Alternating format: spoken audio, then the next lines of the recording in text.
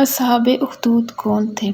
اللہ تعالیٰ سورۃ البروج میں اصحاب الاخدود کا قصہ بیان کرتے ہیں، جیسا کہ آیت نمبر 4 میں ہے: قُتِلَ أَصْحَابُ الْأُخْدُودِ، مارے گئے گھڑے والے، النَّارِ ذَاتِ الْوَقُودِ، جس میں وہ خوب بھڑکتے ہوئے ایندھن کی آگ تھی، اذ ھم علیہا قعود، جبکہ وہ اس گھڑے کے کنارے پر بیٹھے ہوئے تھے، وَھُمْ عَلیٰ مَا یَفْعَلُونَ بِالْمُؤْمِنِینَ شُہُودٌ، کہ جو وہ ایمان لانے والوں کے ساتھ کر رہے تھے اور اسے دیکھ رہے تھے، یعنی کہ ان کا ہنسی مذاق اڑا رہے تھے۔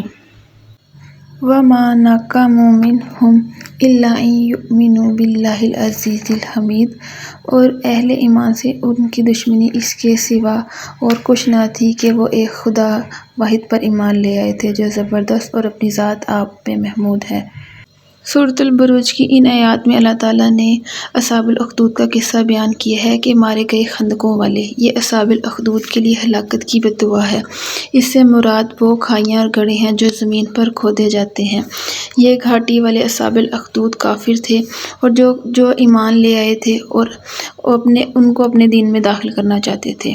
اہل ایمان نے کافر بننے سے انکار کر دیا تو کفار نے زمین پر بڑے بڑے گھڑے کھودے، اس کے اندر آگ جلائی اور اہل ایمان والوں کو ان میں ڈالا اور ارد گرد بیٹھ کر ان کے جلنے کا تماشا دیکھا۔ اللہ تعالیٰ نے ان کی ہلاکت کی وعید سنائی ہے۔ سیدنا صہیب سے روایت ہے کہ رسول صلی اللہ علیہ وسلم نے فرمایا: تم سے پہلے لوگوں میں ایک بادشاہ تھا اور اس کا ایک جادوگر تھا۔ جب وہ جادوگر بوڑھا ہو گیا تو بادشاہ سے بولا کہ میں بوڑھا ہو گیا ہوں، میرے پاس کوئی لڑکا بھیج کہ میں اس کو جادو سکھلاؤں۔ بادشاہ نے اس کے پاس ایک لڑکا بھیجا، وہ اس کو جادو سکھلاتا، اور لڑکے کی آمد کی راہ میں ایک راہب تھا، یعنی عیسائی درویش پادری، یعنی کہ لڑکا جہاں سے گزرتا وہاں راستے میں اسے ایک راہب سے ملاقات ہوتی۔ وہ لڑکا اس کے پاس بیٹھا اور اس کا کلام سنا تو اس کی باتیں اسے اچھی لگیں۔ اب جادوگر کے پاس جاتا تو راہب کی طرف سے ہو کر نکلتا اور اس کے پاس بیٹھتا، اور جب جادوگر کے پاس جاتا تو جادوگر اس کو دیر سے آنے کی وجہ سے مارتا۔ آخر لڑکے نے جادوگر کے مارنے کا راہب سے گلہ کیا تو راہب نے کہا کہ جب تم جادوگر سے ڈرے تو کہہ دیا کرو کہ میرے گھر والوں نے مجھے روک رکھا تھا، اور جب تو اپنے گھر والوں سے ڈرے تو کہہ دیا کر کہ جادوگر نے مجھے روک رکھا تھا۔ اسی حالت میں وہ لڑکا رہا کہ اچانک ایک بڑے درندے پر سے اس کا گزر ہوا جس نے لوگوں کی آمد رفت کا راستہ روک رکھا تھا۔ لڑکے نے کہا: آج میں معلوم کرتا ہوں کہ جادوگر افضل ہے یا راہب افضل ہے۔ ایک درندہ تھا، یعنی کہ وہ کوئی سانپ یا شیر، کوئی بھی درندہ ہو سکتا ہے جس نے لوگوں کا راستہ روکا ہوا تھا۔ تو لڑکے نے سوچا: میں معلوم کرتا ہوں کہ راہب کا دین سچا ہے یا جادوگر کا۔ تو اس نے ایک پتھر لیا اور کہا: الہی، اگر راہب کا طریقہ تجھے جادوگر کے طریقے سے زیادہ پسند ہو تو اس جانور کو قتل کر تاکہ لوگ گزر جائیں۔ پھر اس کو پتھر مارا تو وہ جانور مر گیا اور لوگ گزرنے لگے۔ پھر وہ لڑکا راہب کے پاس آیا اور اسے اپنا سارا حال بتایا۔ وہ بولا: بیٹا، تو مجھ سے بڑھ گیا ہے، یقیناً تیرا رتبہ یہاں تک پہنچا ہے کہ جو میں دیکھتا ہوں کہ تو عنقریب آزمایا جائے گا۔ اگر تو آزمایا جائے تو میرا نام نہ بتلانا۔ اس لڑکے کا حال یہ تھا کہ وہ اندھے اور کوڑی کو اچھا کرتا اور ہر قسم کی بیماری کا علاج کرتا تھا۔ یہ حال جب بادشاہ کے مصاحب، جو اندھا ہو گیا تھا، سنا تو اس لڑکے کے پاس بہت سے تحفے لایا اور کہنے لگا: یہ سب مال تیرا ہے، اگر تو مجھے اچھا کر دے۔ لڑکے نے کہا: میں کسی کو اچھا نہیں کرتا، اچھا کرنا تو اللہ تعالیٰ کا کام ہے۔ یعنی بادشاہ کا وزیر اندھا ہو گیا، وہ اس لڑکے کے پاس آیا اور اس لڑکے نے آگے سے کہا کہ اللہ تعالیٰ پر اگر تو ایمان لے آئے تو میں اللہ تعالیٰ سے دعا کروں گا، وہ تجھے اچھا کر دے گا۔ وہ وزیر اللہ تعالیٰ پر ایمان لایا تو اللہ تعالیٰ نے اس کو اچھا کر دیا، اور وہ بادشاہ کے پاس گیا اور اس کے پاس بیٹھا جیسا کہ بیٹھا کرتا تھا۔ بادشاہ نے کہا: تیری آنکھ کس نے روشن کی؟ وزیر بولا کہ میرے مالک نے۔ بادشاہ نے کہا کہ میرے سوا تیرا مالک کون ہے؟ وزیر نے کہا کہ میرا اور تیرا مالک اللہ تعالیٰ ہے۔ بادشاہ نے اس کو پکڑا اور عذاب شروع کیا، یہاں تک کہ اس نے لڑکے کا نام لے لیا۔ وہ لڑکا بلایا گیا۔ بادشاہ نے اس سے کہا کہ اے بیٹا، تو جادو میں اس درجے کو پہنچا کہ تو اندھے اور کوڑی کو اچھا کرنے لگا اور بڑے بڑے کام کرنے لگا۔ وہ بولا کہ میں تو کسی کو اچھا نہیں کرتا بلکہ اللہ تعالیٰ اچھا کرتا ہے۔ بادشاہ نے اس کو پکڑا اور مارتا رہا، یہاں تک کہ اس نے راہب کا نام بتلایا۔ راہب پکڑ لیا گیا، اس سے کہا گیا کہ اپنے دین سے پھر جا۔ اس کے نہ ماننے پر بادشاہ نے ایک آرا منگوایا اور راہب کی مانگ پر رکھ کر اسے چیر ڈالا، یہاں تک کہ وہ دو ٹکڑے ہو کر گر پڑا۔ پھر وزیر کو بلایا گیا، اس سے کہا کہ تو اپنے دین سے پھر جا۔ وہ بھی نہ مانا تو اس کی بھی مانگ پر آرا رکھا گیا اور چیر ڈالا، یہاں تک کہ وہ دو ٹکڑے ہو کر گر پڑا۔ پھر وہ لڑکا بلایا گیا، اس سے کہا کہ اپنے دین سے پلٹ جا، اس نے بھی انکار کیا۔ بادشاہ نے اس کو اپنے چند ساتھیوں کے حوالے کیا کہ اس کو فلاں پہاڑ پر لے جا اور وہاں کی چوٹی سے اسے نیچے پھینک دینا۔ جب تم پہاڑ کی چوٹی پر پہنچو تو اس لڑکے سے پوچھو، اگر وہ اپنے دین سے پھر جائے تو خیر ہے، نہیں تو اس کو دھکیل دینا۔ اور اس کو لے گئے اور جب پہاڑ پر چڑھایا، لڑکے نے اللہ سے دعا کی، الہی جس طرح تو چاہے مجھے ان کے شر سے بچا۔ پہاڑ ہلا اور وہ لوگ گر پڑے اور وہ لڑکا بادشاہ کے پاس چلا آیا۔ بادشاہ نے پوچھا کہ تیرے ساتھی کہاں ہیں؟ اس نے کہا، اللہ تعالیٰ نے مجھے ان سے بچا لیا۔ پھر بادشاہ نے اس کو اپنے اور چند ساتھیوں کے حوالے کیا اور کہا کہ ایک کشتی دریا کے اندر لے کے جا کے اس کو اس میں پھینک دینا، اگر اپنے دین سے پھر جائے تو خیر ہے، ورنہ اس کو دریا میں دھکیل دینا۔ وہ لوگ اس کو لے گئے۔ لڑکے نے کہا کہ الہی تو مجھے جس طرح چاہے ان کے شر سے بچا۔ وہ کشتی اوندھی ہو گئی اور وہ لڑکے کے سوا سب ساتھی ڈوب گئے۔ لڑکا زندہ بچ کر اس بادشاہ کے پاس آ گیا۔ لڑکا بادشاہ کے پاس اس لیے بار بار آ رہا تاکہ وہ تبلیغ کرے، لوگ صحیح دین پر آئیں۔ بادشاہ نے اس سے پوچھا کہ تیرے ساتھی کہاں گئے؟ وہ بولا، اللہ تعالیٰ نے مجھے ان کے شر سے بچا لیا۔ پھر لڑکے نے بادشاہ سے کہا کہ تو مجھے اس وقت تک مار نہ سکے گا جب تک کہ جو طریقہ میں تمہیں بتلاؤں وہ نہ کرے۔ بادشاہ نے کہا، وہ کیا ہے؟ اس نے کہا، تم سب لوگوں کو ایک میدان میں جمع کر کے مجھے ایک لکڑی پر سولی دے اور میرے ترکش میں سے ایک تیر نکال کر کمان میں رکھ اور پھر کہہ، اللہ تعالیٰ کے نام سے مارتا ہوں جو اس لڑکے کا مالک ہے۔ بسم رب الغلام، یعنی کہ اللہ تعالیٰ کے نام سے مارتا ہوں جو اس کا مالک ہے۔ پھر تیر مار، اگر تو ایسا کرے گا تو مجھے قتل کرے گا۔ بادشاہ نے سب لوگوں کو ایک میدان میں جمع کیا اور اس لڑکے کو درخت کے تنے پر لٹکوایا اور اس کے ترکش میں سے ایک تیر لیا اور تیر کمان کے اندر رکھ کر کہا اور مارا کہ اللہ تعالیٰ کے نام سے مارتا ہوں جو اس لڑکے کا دین ہے۔ وہ تیر لڑکے کی کن پٹی پر لگا، اس نے اپنا ہاتھ تیر کے مقام پر رکھا اور مر گیا۔ لوگوں نے یہ حال دیکھ کر کہا کہ ہم تو اس لڑکے کے مالک پر ایمان لائے، ہم اس لڑکے کے مالک پر ایمان لائے، ہم اس لڑکے کے مالک پر ایمان لائے۔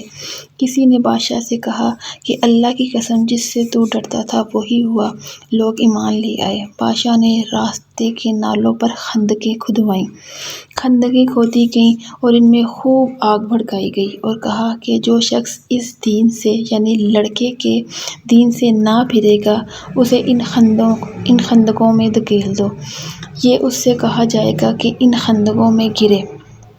لوگوں نے ایسا ہی کیا۔ لوگوں نے اپنے ایمان کا سودا نہ کیا، انہوں نے خندقوں میں چھلانگ لگانی شروع کی۔ لوگوں نے ایسا ہی کیا، یہاں تک کہ ایک عورت آئی جس کے پاس ایک بچہ تھا۔ جب وہ اسے آگ میں گرانے لگے تو وہ جھجکی یعنی پیچھے ہٹی، تو اللہ تعالیٰ نے اس بچے کو گواہی دی۔ اللہ تعالیٰ نے اس بچے کو پنگھوڑے میں بولنے کی گواہی دی۔ بچے نے کہا، اے ماں صبر کر، تو سچے دین پر ہے۔ یہ بچہ ان 3 بچوں میں سے تھا جو پنگھوڑے میں بولے۔ اللہ تعالیٰ نے اس بچے کو گواہی دی اور اس نے اپنی ماں سے کہا کہ اے ماں تو صبر کر، تو سچے دین پر ہے۔ یہ روایت مسلم شریف کی 7511 میں ہے۔ ایک دوسرا واقعہ بھی حدیث میں آتا ہے کہ حضرت علی سے مروی ہے کہ وہ فرماتے ہیں کہ ایران کے ایک بادشاہ نے شراب پی کر اپنی بہن سے زنا کا ارتکاب کیا، دونوں کے درمیان ناجائز تعلقات استوار ہو گئے۔ بات کھلی تو بادشاہ نے لوگوں میں اعلان کیا کہ خدا نے بہن سے نکاح کرنا حلال کر دیا ہے۔ لوگوں نے اسے قبول نہ کیا تو اس نے طرح طرح کے عذاب دیے۔ عوام یہ بات ماننے پر مجبور ہو جائے کہ محرمات سے نکاح جائز ہے، جہاں تک کہ اس نے آگ سے بڑے ہوئے گھڑے کھودے اور اس ہر شخص کو پھینکتا جاتا جو اس کے دین کو نہ مانتا، یعنی کہ جس نے اس بات سے ماننے سے انکار کیا۔ حضرت علی نے فرمایا کہ اسی وقت سے مجوسیوں اور محرمات سے نکاح کا طریقہ رائج ہوا۔ کہ مجوسی جو آگ کی پوجا کرتے تھے، انہوں نے اپنی بہنوں سے نکاح کا طریقہ رائج کیا، اور جو اس کو نہ مانتے تھے تو ان کو آگ کے گھڑوں میں یہ لوگ پھینکواتے تھے۔ ان واقعات سے ہمیں سبق ملتا ہے کہ ایمان پر ثابت قدمی۔ اصحاب اخدود نے ہمیں سکھایا کہ ایمان کی راہ میں چاہے کتنی ہی بڑی آزمائش کیوں نہ آ جائے، ہمیں اپنے عقیدے پر قائم رہنا ہے، یعنی کہ اپنی جان تک قربان کر دینی ہے، لیکن اپنے عقیدے سے نہیں پھرنا۔ دوسرا سبق ہمیں اس سے ملتا ہے ظلم کا انجام، یعنی کہ یہ واقعہ بتاتا ہے کہ ظالم جتنا مرضی طاقتور کیوں نہ ہو، اللہ کی گرفت سے نہیں بچ سکتا۔ اللہ تعالیٰ نے آخرت اسی لیے رکھی ہے کہ ظالم کو اس کی سزا ضرور ملے۔ تیسرا سبق ہمیں اس سے ملتا ہے کہ اللہ کی راہ میں قربانی، جو لوگ اللہ کی راہ میں جان دیتے ہیں وہ کبھی ضائع نہیں ہوتے، اللہ ان کے صبر اور قربانی کا اجر ضرور دیتا ہے۔ بے شک اللہ تعالیٰ نے ان کی صبر اور قربانی کا اجر محفوظ کر رکھا ہے جنت کی صورت میں۔ اس سے ایک اور ہمیں سبق ملتا ہے کہ آزمائش ایمان کا حصہ ہے۔ ایمان لانے کے بعد آزمائش تو آتی ہے، تاکہ اللہ تعالیٰ یہ جانے کہ سچا کون ہے اور جھوٹا کون ہے۔ تاکہ سچے اور جھوٹے میں فرق کیا جا سکے، اللہ اپنے نیک بندوں کو آزماتا ہے تاکہ ان کا ایمان اور صبر نمایاں ہو۔ ایک اور سبق ہمیں اس سے ملتا ہے کہ ایمان کی قیمت جان سے بھی زیادہ ہوتی ہے، یعنی کہ ہمارا جو ایمان ہے اس کی قیمت ہماری جان سے بھی زیادہ ہے۔ اللہ تعالیٰ نے مومنوں سے اس کی جان کے بدلے اللہ تعالیٰ نے جنت رکھی ہے۔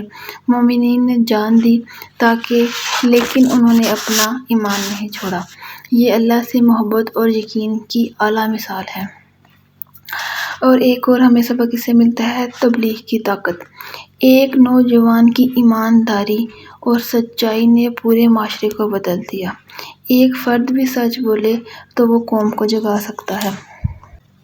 ترمذی کی روایت ہے کہ اللہ تعالیٰ انہی لوگوں کے متعلق فرماتا ہے، یہی اصحاب اخدود۔ راوی کہتے ہیں کہ لڑکا سولی پر لٹکا کر قتل کرنے کے بعد دفنا دیا گیا، اور کہا جاتا ہے کہ وہ لڑکا عمر بن خطاب کے زمانے میں زمین سے نکالا گیا۔ اس کی انگلیاں اس کی کن پٹی پر رکھی ہوئی تھیں۔ جب اسے تیر لگا تھا اس کا ہاتھ ایسے کن پٹی پر گیا تھا، تو اسی طرح اس کا کن پٹی پر ہاتھ تھا، تو اس کی لاش ملی۔ تو لوگوں نے جب اس کا ہاتھ ہٹایا تو خون کا فوارہ چھوٹ پڑا، اور اس کے ہاتھ میں ایک انگوٹھی تھی جس کی وجہ سے وہ لڑکا پہچان لیا گیا۔ عبداللہ طاہر اس کا نام لڑکے کا آتا ہے۔ تو حضرت عمر بن خطاب نے کہا کہ اس کو اور اس کی چیزیں، انگوٹھی وغیرہ سب کو اسی طرح زمین پہ دفن کر دو جس طرح وہ ملی ہیں۔ اللہ تعالیٰ نے اس لڑکے کو شہید کا مقام دیا۔ شہید اللہ تعالیٰ سے رزق پایا کرتے ہیں۔ تو جیسے ہی لوگوں نے ہٹایا اور خون کا فوارہ جاری ہوا، پھر لوگوں نے اسی طرح اس کو واپس زمین پر دفن کر دیا۔ ہمیں یہ بات اچھی طرح سمجھ لینی چاہیے کہ سچے دین کے راستے میں رکاوٹیں آتی ہیں۔ وہ ایک شعر ہے نا، انہی پتھروں پہ چل کر آ سکتے ہو تو آؤ، میرے گھر کے راستے میں کوئی کہکشاں نہیں ہے۔ یعنی کہ اللہ تعالیٰ کی طرف جو انسان بڑھتا ہے اس کے راستے میں رکاوٹیں آتی ہیں۔ حضرت بلال کہتے تھے نا کہ اگر ہم ایک گلاس بھی لینے جائیں تو اس کو ٹھوک بجا کر دیکھتے ہیں کہ کہیں سے وہ ٹوٹا ہوا نہیں۔ تو اللہ تعالیٰ نے جن لوگوں کو جنت دینی ہے تو اللہ تعالیٰ کیا ان کو ٹھوک بجا کر نہیں دیکھے گا؟ تو بس یہ سمجھ لیں توحید کا راستہ کانٹوں کا راستہ ہے، اسی پر سے گزر کر انشاءاللہ ہم نے جنت میں جانا ہے۔